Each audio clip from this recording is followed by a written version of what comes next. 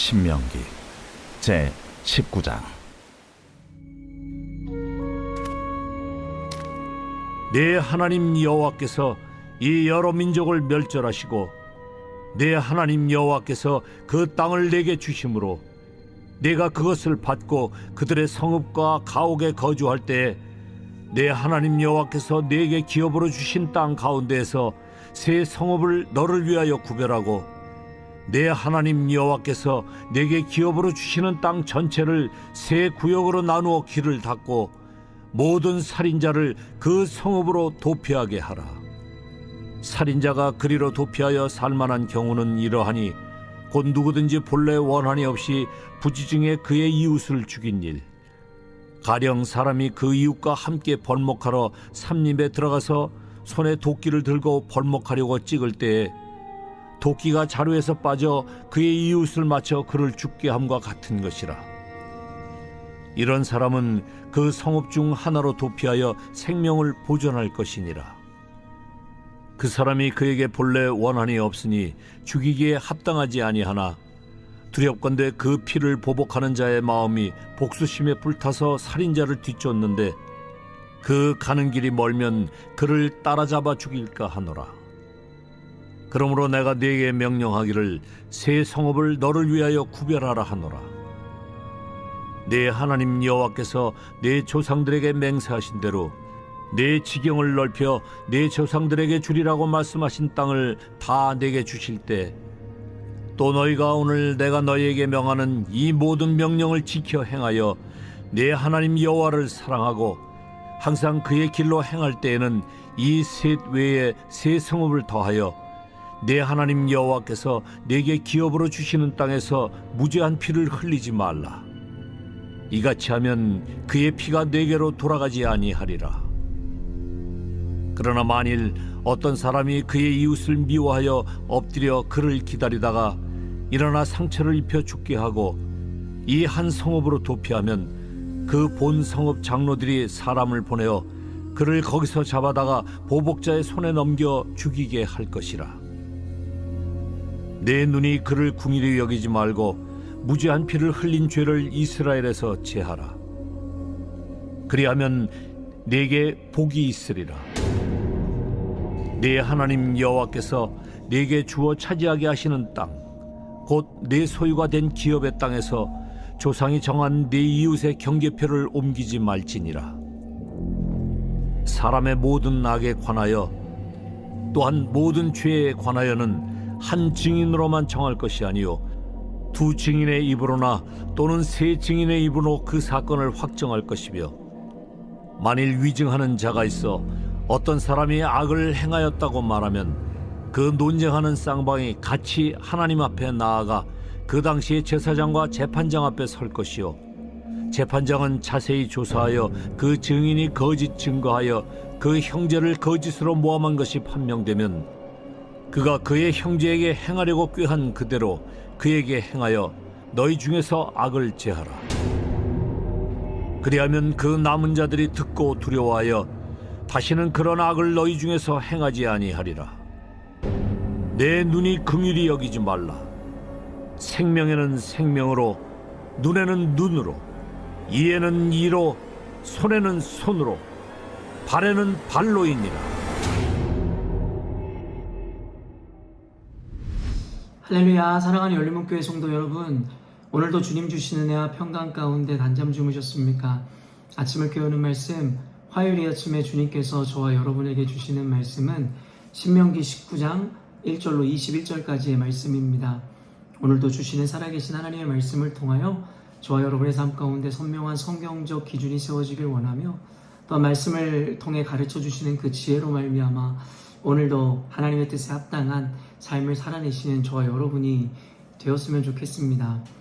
여러분도 잘 아시다시피 신명기서는 모세가 가나안 땅에 입성을 앞둔 2세대 이스라엘에게 그들이 마땅히 지켜 행해야 하는 하나님의 나라의 법과 규정들을 가르쳐 줌으로 말미암아 그들로 하여금 하나님의 기뻐 받으시는 이 백성의 삶을 살아내기를 원함으로 그들에게 당부하는 유언 내지는 설교라고 여러분들에게 가르쳐 드렸었는데요.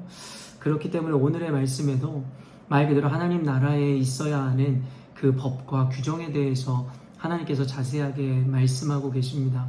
오늘 이 본문을 보면 크게 도피성을 이 각 지역에 설치하라 말씀하심으로 말미암아 고의성 없이 살인한 자들에 대해서 보호하기 위한 어떤 규정들을 가르쳐 주시기도 하고, 그럼에도 불구하고 단순히 그 도피성을 고의적으로 어떤 살인한 자들이 오용하거나 남용할 수 없도록 여러 가지 절차들을 통해서, 또한 처벌 규정을 통해서 이 도피성이라는 제도는 말 그대로 억울하게 혹은 고의성이 없는 자들을 보호하기 위한 규정이지, 이 정말 실제로 죄를 짓거나 살인하거나 이 악한 이들의 도피처로서 삼으라고 도피성을 설치한 것이 아님을 이야기합니다. 또 나와 있는 또 주요 이 규정이 무엇이냐면, 이웃의 토지의 이 경계선을 마음대로 옮기면 안 된다라는 것이죠. 자신의 유익이나 아니면 힘을 가진 자가 자신의 멋대로 주어진 그 땅의 경계를 옮김으로 말미암아 자신의 욕심을 채우는 것에 대해서 엄히 경계하고, 그것에 대해서 하나님께서는 엄격하게 이와 같은 법 규정을 주시더라는 것이죠. 또한 한 가지는 또 무엇이냐면, 위증을 하는 자들에 대한 그 처벌들을 규정하심으로 말미암아 억울함 당하는 일이 없도록 해야 할 것에 대해서 분명히 말씀하고 계시더라는 것이죠. 오늘 법 규정 크게 세 가지 정도를 우리가 함께 잠깐 나누었지만, 결국엔 이 세 가지 전혀 다른 것 같은 어떤 법 규정 가운데 하나의 어떠한 공식이라든가 기준, 내지는 혹은 하나님께서 이 법을 세우실 때에 어떤 것을 가장 중요하게 생각하시는지에 대한 그 포인트를 우리가 살펴볼 수 있는 것 같은데요. 말 그대로 억울함 당하거나 혹은 이 불이한 어떠한 판결을 받는 것에 대해서 하나님께서는 엄히 그것에 대해서 경계하시고 또 그것에 대해서 보호하시기를 원하시더라는 것이죠.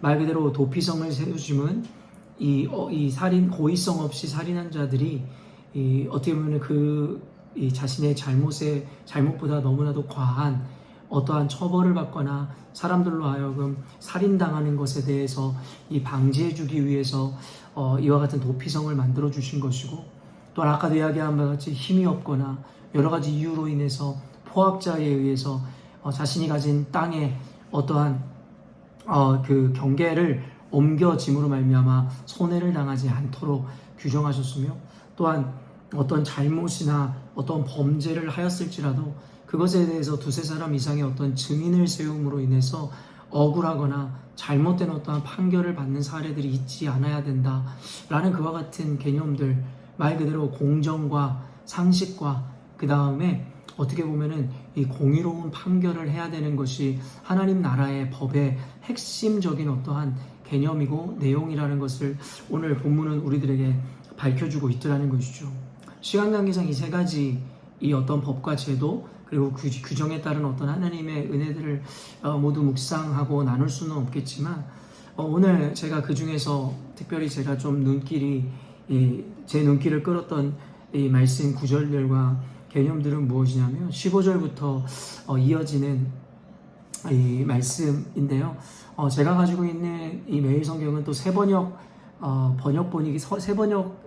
버전이기 때문에 여러분이 가지고 있는 개역개정 성경 말씀과는 어떻게 보면 번역이 좀 다를 수 있는데요. 그 점은 여러분 양해해 주시고 함께 들어주셨으면 좋겠습니다. 15절 말씀 보면, 어떤 잘못이나 어떤 범죄라도 한 사람의 증언만으로는 판정할 수 없습니다. 두세 사람의 증언이 있어야만 그 일을 확정할 수 있습니다. 그러면서 그 뒤에 연이어지는 이야기들이 무엇이냐면, 남에게 죄를 뒤집어 쓰기 위한 나쁜 증인들이라든가, 어쩌면 우리가 상식적으로 생각할 수 있는 것처럼 서로 담합하여 누군가를 궁지에 몰아넣으려는 그와 같은 계략들이 있을 수 있을 것이기에, 하나님께서 어떤 잘못에 대해서 정죄하고 판단하기 위해서는 적어도 두세 사람 이상의 어떠한 증인이 있어야 된다는 것을 분명하게 밝힙니다. 그리고 말 그대로 각 개인의 의견이라든가 자신에 대한 변호를 위해서 이야기하는 사실들 하나하나를 다 사실이라고 인정해버린다면 그 안에는 어떠한 공정한 판결도 내릴 수 없기 때문에 주님께서는 어떤 일에 대해서 두세 사람의 증인이 꼭 있어야만 확정할 수 있다라고 이야기하시더라는 것이죠. 그리고 그 뒤에 거짓으로 위증을 하거나 거짓말을 한 자에 대해서는 그것이 판명되고 밝혀졌을 때에는 그것에 합당한 이 죄값을 치름으로 말미암아 악의 뿌리를 근원을 뽑아내야 될 것에 대해서 분명하게 이야기하시더라는 것이죠. 그렇기 때문에 단순히 하나님의 이와 같은 공정과 공평의 법은 구약 성경에 뿐만 아니라 이 신약 시대에도 예수님께서 7위 조항을 이야기하면서도 두세 사람의 증인을 세워 그에 대해서 그의 죄를 묻고 그에 대해서 분명하게 꾸짖고 밝히라 라고 말씀하심으로 말미암아 이와 같은 객관성과 그와 같은 이와 같은 어떠한 이 어떠한 객관적인 것 그리고 그 어떠한 공정함을 주님께서 늘 우리에게 기하셨다라는 것을 우리가 알 수 있는 것이죠. 그렇기 때문에 이 오늘날에 어떻게 보면 법이라는 것, 이 제도라는 것에 이 근간이 되는 것이 어쩌면 이와 같은 성경의 가르침은 아닐까라는 생각을 해보게 되는데요. 그렇기 때문에 우리는 사회적이고 어떤 이 각 나라가 갖고 있는 어떤 법제도뿐만 아니라 먼저는 하나님 나라에 속한 자들로서 하나님께서 모세를 통해 가르쳐준 이 법의 기본 정신과 그 가운데 있는 어떤 공정과 정의의 개념들을 우리는 늘 마음 가운데 새겨야 할 것입니다. 그렇기 때문에 비단 사회법이라든가 어떤 이 세상의 법률에 관한 것뿐만 아니라 교회에서 우리가 누군가를 대하든 교회에서 어떻게 보면 이 옳고 그름을 나눠야 되는 불가피한 상황 가운데서도 이와 같은 공정한 하나님의 원리와 정신을 그대로 우리는 적용하여 하나님의 공의를 드러낼 수 있어야 한다는 것이죠. 그런 의미에서 저는 여러분과 잠깐 이 묵상을 실제적으로 적용하여 실천하고자 하는 것이 무엇이었냐면 우리가 어떠한 팩트라는 것, 사실이라는 것을 규정하고 그것에 대해 확정하기 이전에 그리고 그것을 내가 사실로 받아들이기 이전에 우리는 두세 사람의 혹은 그 이상의 증인들 내지는 그들의 이야기를 다각적으로 들을 수 있어야 한다는 것을 여러분에게 꼭 나눠드리고 싶었습니다. 특별히 두세 사람의 증인이라는 것은 말 그대로 객관적인 입장, 어떻게 보면 아무런 이해관계에도 얽혀있지 않은 전혀 다른 그룹들의 이야기를 들어야 된다라는 그와 같은 개념으로 저는 이해했습니다. 말 그대로 어떤 팩트를, 사실을 우리가 확인하는 데 있어서 어떤 한 같은 동료들이라든가 같은 친분이 있거나 같은 이해관계에 있는 이들이 아무리 20명, 30명이라고 할지라도 그들의 그 증언이라든가 그들이 이야기하는 바를 팩트라고 받아들일 수 없음은 여기서 이야기하는 단순히 두세 사람이라는 것은 서로 안에 얽혀있거나 이해관계가 전혀 없는 무리 혹은 사람의 수라고 생각하는 것이 옳다라는 것이죠. 그래서 저는 이와 같은 모세를 통해 가르쳐 주신 하나님의 이와 같은 공정과 이와 같은 상식을 가지고 있기 때문에 저는 목회자로서 불가피하게 상담을 하거나 또 어떤 것에 대해서 옳고 그름을 가르쳐 주어야 할 때에도 저는 일방적인 누군가의 이야기, 한 집단, 무리의 이야기만을 듣고 사실관계를 판단하지 않습니다. 그것이 제가 갖고 있는 상담과 어떤 것에 대해 옳고 그름을 제가 혹시 판명해야 되는 순간이 온다면 이와 같은 기준을 늘 적용합니다. 그렇기 때문에 때로는 저를 잘 모르는 분들은 저에게 와서 일방적인 어떤 사실들이라든가 누군가에 대해서 험담을 하거나 이야기하시는 분들이 더러 있었더랬습니다. 그럼에도 불구하고 저는 그분이 집사든 장로든 권사든 관계없이 그분을 존중하면서도 그분들에게 늘 했던 이야기가 무엇이냐면 장로님, 권사님 혹은 집사님, 제가 이 장로님의 이야기, 권사님의 이야기, 집사님의 이야기를 듣고 충분히 존중하지만 본인께서 이야기하신 것만을 듣고 그것을 저는 사실이고 팩트라고 생각하지는 않습니다. 그렇기 때문에 저에게 마음을 있는 그대로 표현하고 이야기하시는 것은 괜찮지만 그럼에도 불구하고 그것을 있는 그대로 모두 받아들이는 것은 아니라는 것을 분명히 이해하신 이후에 저에게 이야기해 주셨으면 좋겠습니다라고 저는 꼭 밝혀드렸더랬습니다. 이유는 단순합니다. 결국에는 직위와 자신의 직분과 관계없이 인간은 모두 악한 존재이고 결국에는 인간 안에 있는 방어기제라는 것은 늘 자기를 변호하고 자기에게 유리한 것을 관점으로 보고 그것에 대해서 그것을 사실로 받아들이고자 하는 강한 본성을 가지고 있는 존재라는 것을 저는 너무나 잘 알고 있기 때문에 아무리 본인은 혹은 그것이 사실이라고 믿으며 이야기한다 한들 혹은 어떤 이들은 의도적으로 누군가를 비방하고 자신을 변호하기 위하여 속임으로 이야기하든 결국에는 그 누군가가 이야기하는 말만 듣고는 어떤 한 사실에 대해서 그것을 팩트라고 규정하기는 사실은 현명하거나 옳은 태도가 아니라는 것이죠. 그렇기 때문에 누군가에 대한 이야기를 하는 것이든 어떤 상황에 대해서 이야기하는 것이든 우리가 그 이야기를 듣고 옳고 그름을 우리가 굳이 따져야 한다면 그 사람만의 이야기를 듣고 우리가 그것이 옳다 그르다를 논하고 따지고 결정하는 것은 굉장히 위험할 뿐만 아니라 하나님 나라의 법인 공정과 상식이라는 것에도 맞지 않다라는 것을 분명히 이야기해 드리는 것입니다. 또한 우리가 갖고 있는 어떤 오류를 범하는 것이 무엇이냐면 자기 역시도 갖고 있는 어떤 개념이라든가 자기가 생각하는 어떤 선호라는 것, 성향이라는 것에 맞는 이야기를 들을 때에는 우리는 너무나도 쉽게 그 이야기를 하는 자의 이야기에 동조하거나 그것에 대해서 같이 찬성하거나 같이 그와 같은 이야기를 즐기는 경향이 좀 있더라는 것이죠.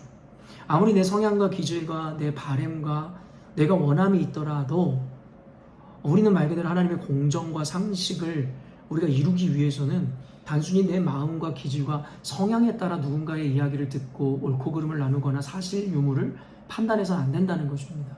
또 어떤 집단들은 자신과 친분이 있거나 자신에게 좋은 일을 베풀어줬던 선을 베풀어줬던 이 사람들의 이야기라면 그것을 모두 사실이고 그것이 정답이다라고 받아들이는 경향이 있더라는 것입니다.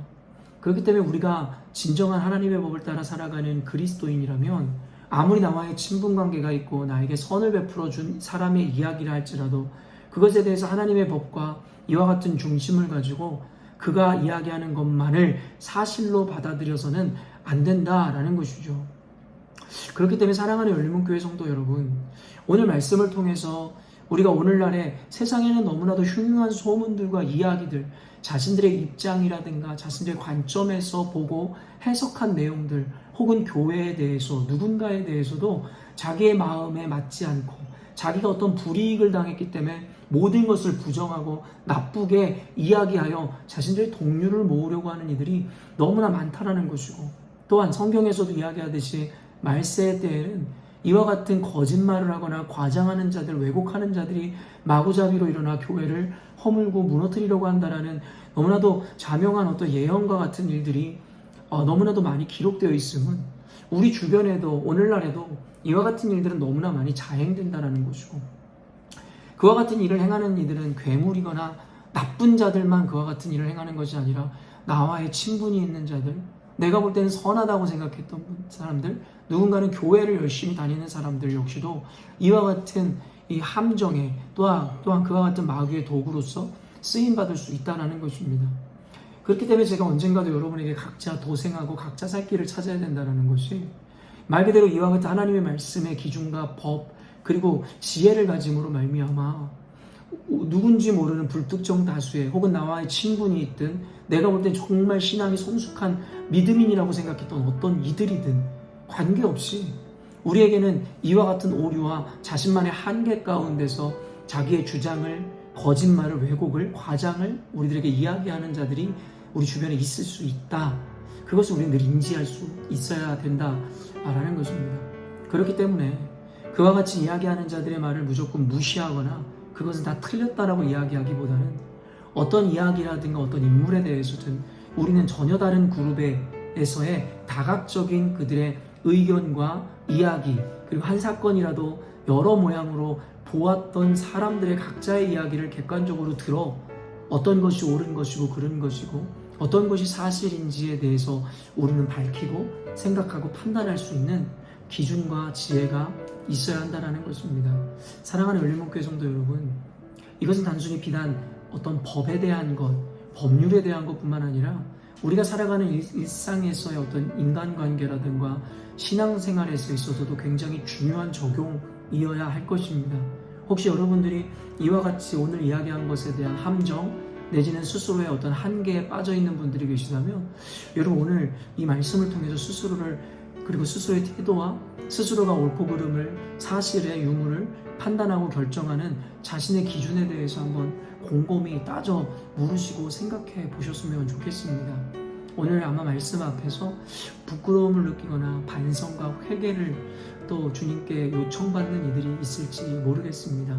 지금까지 여러분들이 친한 인간관계라든가 주변의 어떤 사회적 편견이라든가 어떤 이해관계 가운데서 어떤 것에 대해서 판단하고 누군가에 대해서 정죄하거나 누군가에 대해서 손가락질했다면 오늘 말씀을 통해서 우리가 하나님의 법과 그 상식과 공정이라는 기준 가운데 얼마나 벗어나 살아가고 판단하는 존재인지에 대해서 뼈저리게 느끼는 오늘 하루가 되었으면 좋겠습니다. 오늘 말씀을 통해서 하나님의 공정과 상식, 공평의 법이 여러분의 마음의 중심이 되므로 여러분 주변에 여러분의 판단과 여러분의 이야기로 인해서 억울함 당하거나 상함을 받는 이들이 한 명도 없을 수 있도록 여러분 스스로가 늘 이 기준 안에서 깨어 주님 바라보시는 저와 여러분 되었으면 좋겠습니다. 함께 기도하겠습니다. 하나님 아버지 감사합니다. 오늘 말씀을 통하여 우리 삶 가운데 우리가 너무나도 쉽고 흔하게 범하는 잘못과 오류에 대해서 생각해보게 하시니 감사합니다. 우리가 사실의 유무와 어떤 누군가에 대해서 판단할 때마다 나의 이해관계 혹은 나와의 친분관계, 나의 편견 안에 사로잡혀서 나에게 유익하고 이로운 것에 대해서 하나님 너무나 쉽게 갇혀 옳고 그름과 하나님의 공정과 상식이라는 것에 대한 기준을 내 마음에 두고 있지 못했음을 발견합니다. 이 영상을 보는 모든 그리스도인들마다 하나님의 이 공정과 상식이라는 법, 그로 말미암아 억울한 자가 누구도 생기지 않도록 철저함으로 늘 경계하라 하셨던 그 하나님의 말씀을 기억함으로 내가 혹시 누군가를 억울하게 하고 누군가를 상처 주고 더 나아가 공동체를 허무는 자의 자리 혹은 그와 같은 일을 범하는 자가 내가 아니었는지에 대해서 스스로 반성하고 생각하는 우리가 될 수 있도록 도와 주옵소서. 하나님께서 이 시간 함께 하심으로 우리 이 영상을 보는 그리스도인들마다 하나님의 거룩하고 온전한 마음이 새겨지는 오늘이 되게 하여 주시고 그로 말미암아 하나님께서 주신 동역자들 교회 안에 온전한 관계, 행복한 이 가족을 이루는 우리 열린문교회 될 수 있도록 도와주옵소서. 감사드리며 예수님의 이름으로 기도합니다. 아멘. 사랑하는 열린문교회 성도 여러분, 오늘도 주님께서 주시는 복되고 거룩한 하루를 우리가 맞이하게 되었습니다. 오늘 말씀과 더불어 더 깊이 묵상하시고 또한 그 말씀을 통해 주시는 그 은혜를 따라 오늘도 하나님 앞에서 정의롭고 공정하며 주님 기뻐하시는 삶을 살아내시는 저와 여러분이 되었으면 좋겠습니다. 아침을 깨우는 말씀은 내일 아침에 또 만나도록 하겠습니다.